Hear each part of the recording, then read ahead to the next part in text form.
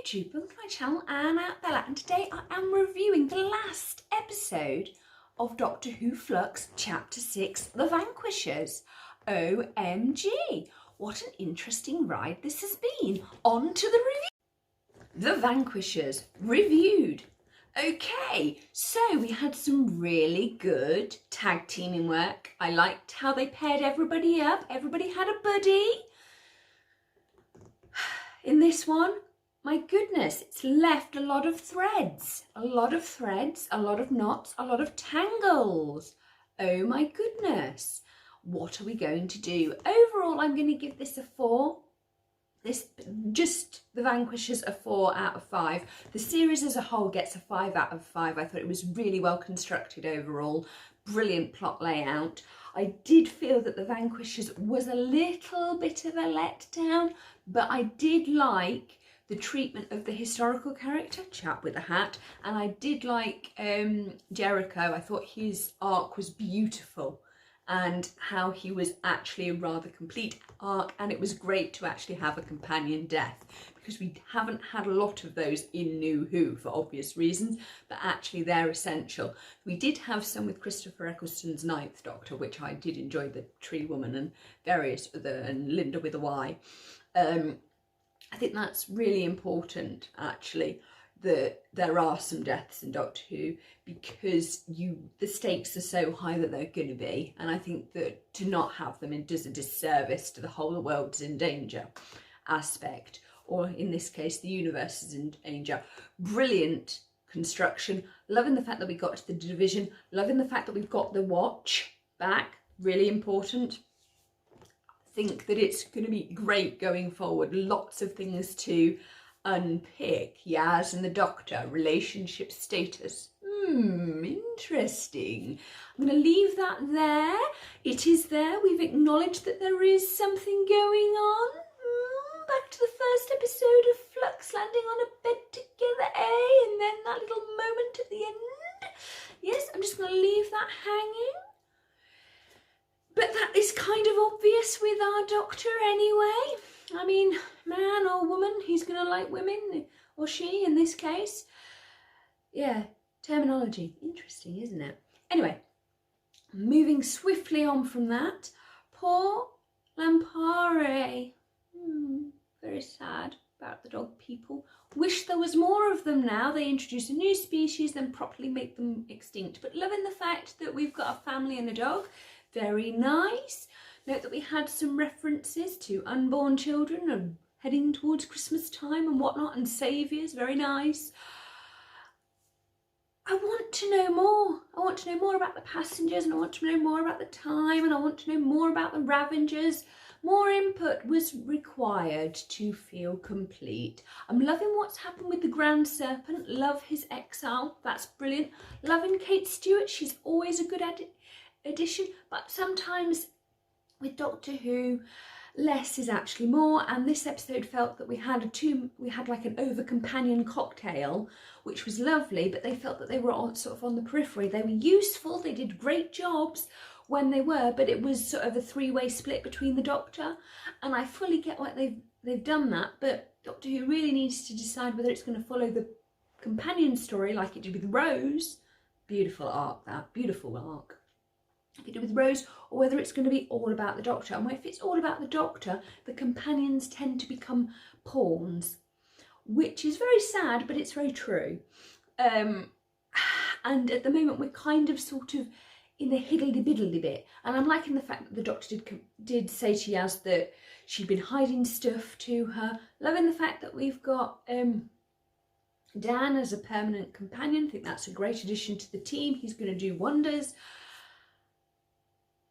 Because we've got Leeds, Yorkshire and Scouse Liverpudlian in the TARDIS, so this is really good for the North.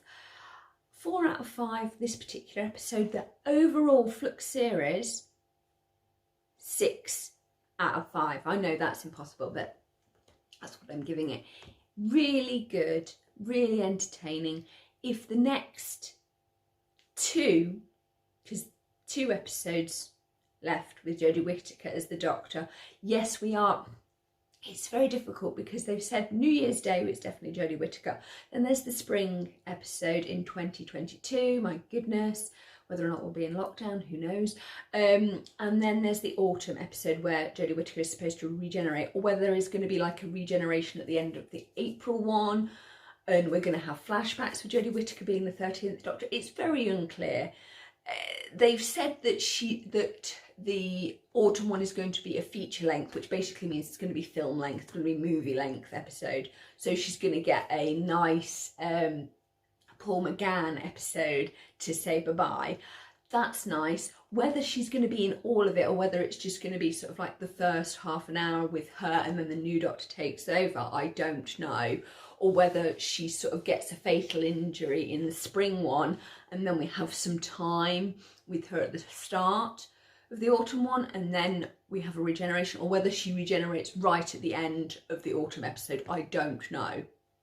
But there's a regeneration going to happen, and it's going to be between spring and autumn, around that sort of time. So there's lots to unpick. But I'm loving the fact we're getting Daleks on New Year's Day. That's always fun. It's never New Year's Day without a Dalek invasion. That seems to be the British way. What are we doing? Oh, we're going to fight Nazis squid Nazis in a dustbin can with a plunger. Loving it. Mostly I really liked how the Centaurans basically screwed over the Daleks and the Cybermen in this episode. Loved it. Never go to Centaur peace talks because it's not going to be peace talks. I'm loving the fun. Like the Daleks, yes, we accept protection. We accept protection. Ah, we're dying. Ah, betrayal. Yeah. I also did find the Centaurans' quest for chocolate slightly disturbing and also humorous, but the Centaurans always are humorous, which is good. And I like the fact that they were seen as menacing and they took over the Earth and they actually did something constructive with their invasion plans, because bless the Centaurans, they never seen them do the full invading before, so it's nice that they got that this time. Apart from that one time with gas and that child genius with 10th Doctor, that was a bit weird in the Atmos stuff, bit weird. This was good, solid Centauran invasion with guns and marching forward and raiding corner shops for pop and lollipops and candied rappy bars. It's like, yes, we want more of these mouth bars. Yeah, only in Doctor Who. Anyway, I've burbled on enough. I really enjoyed the whole Flux. I thought it was really well constructed, and actually it enabled us to sort of go with the Time Lord thing and understand more about the Child of Time and bring in the division, which has always been sort of about. I mean, the 10th Doctor has alluded to it in that episode where he spoke with that. She was a woman and she left her family because she was doing undercover work, and the Doctor sort of said, yeah, I can. You could see that he could relate to that, but that's as far as he's got with like his division life. And it's interesting if you go back to when the Timothy Dalton's Time Lords were coming back, and Tak Tae-yoon, the Doctor's mother, allegedly was there nodding her head to sort of not kill the Master. So clearly the division did what it did to the Master to sort of counter the Doctor's morality, and that's interesting in itself. Such a shame that they've got rid of Tak Tae-yoon so soon.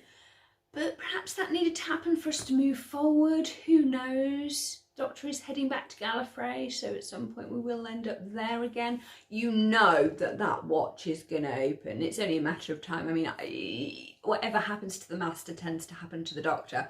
So we are going to see some nasty stuff. And we should have had the Valeyard by now, if you believe. The Trial of a Time Lord with Colin Baker's Doctor. Love that. Love that series, Trial of a Time Lord, brilliant stuff.